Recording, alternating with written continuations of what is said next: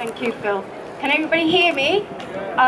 Just want to say Assalamu alaikum and welcome. I've been here too many times, like some of you, and we just want to, there's a placard that I read that Vicky Hilton, she'll probably put her hand up at some point, that she has, is to say to the racists, the haters that come to our town is just sod off. Keep it simple. Yeah, yo, give me a clap. I'm so pleased, like my previous speakers have already said, is to see so many people. I think what saddens me is we cannot only be motivated when it takes an injustice of a death of somebody like Mohsin Ahmed. The struggle is long, the struggle is hard, and it can only be endured if we work together, like Vakasa said. And I urge you, I'm not going to speak for long. If you're here today, please get involved.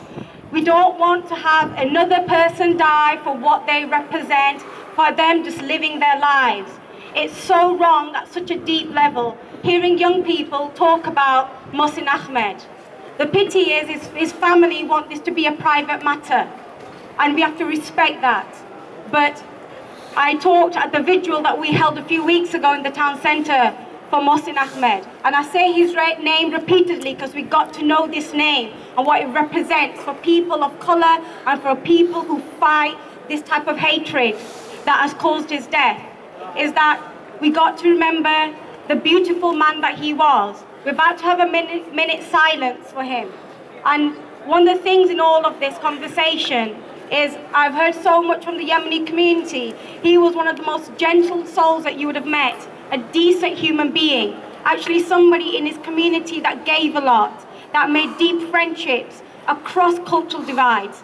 You'll hear from other people, he's somebody who's married to a great British lady. He had 4 children of dual heritage. He's somebody that embraced difference. He's somebody that enjoyed difference. He lived his life in a way that was embracing of love, and he shared a lot of love with local people. A week before he died, it's a good friend of mine called Anjum, and he used to go to their house for dinner at least once or twice a week. He kind of missed Yemeni food, he said, and he went the week before he died and he bought a bunch of flowers for the lady that cooked him this meal. And she didn't want to take the flowers. She said, "You're like my brother. I feed you with my love and you're part of my family." And he goes, "No, I want you to know that what you mean to me and the way you take care of me." And that's the type of man he was. And we've got these great stories, which I hope that we learn about him.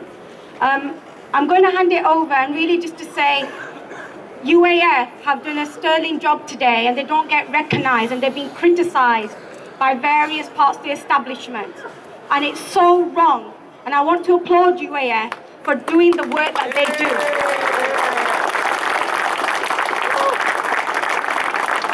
And that includes Phil, Jay, and many others. I hope today I'm going to encourage those that don't normally speak at these events. Come and speak, because we need to hear new voices, new stories, and a newer perspective on what's happening to our town. We're about to hand over for the minute silence to Phil, so thank you for coming, and I hope I see many of you during the next couple of hours.